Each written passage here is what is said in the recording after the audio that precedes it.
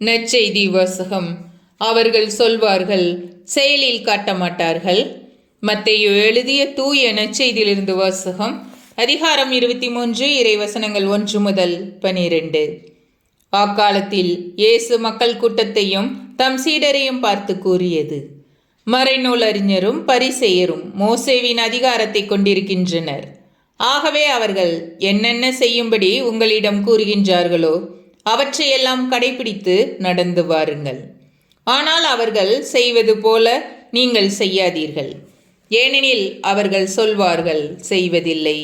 சுமத்தற்கரிய பழுவான சுமைகளை கட்டி மக்களின் தோளில் அவர்கள் வைக்கிறார்கள்.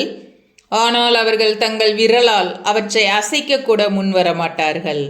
தாங்கள் செய்வதெல்லாம் மக்கள் பார்க்க வேண்டும் என்றே அவர்கள் செய்கிறார்கள். தங்கள் மறைநூல் வாசக பட்டைகளை அகலமாக்குகிறார்கள். அங்கியின் குஞ்சங்களை பெரிதாக்குகிறார்கள். விருந்துகளில் முதன்மையான இடங்களையும் தொழுகை கூடங்களில் முதன்மையான இருக்கைகளையும் விரும்புகிறார்கள்.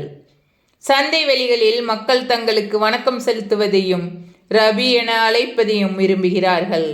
ஆனால் நீங்கள் ரபி என அழைக்கப்பட வேண்டாம், ஏனெனில் உங்களுக்கு போதகர் ஒருவரே. நீங்கள் யாவரும் சகோதர சகோதரிகள். இம்மண்ணுலகில் உள்ள எவரையும் தந்தை என நீங்கள் அழைக்க வேண்டாம், ஏனெனில் உங்கள் தந்தை ஒருவரே. அவர் விண்ணகத்தில் இருக்கிறார். நீங்கள் ஆசிரியர் எனவும் அழைக்கப்பட வேண்டாம், ஏனெனில் கிறிஸ்து ஒருவரே உங்கள் ஆசிரியர். உங்களுள் பெரியவர் உங்களுக்கு தொண்டராக இருக்கட்டும்.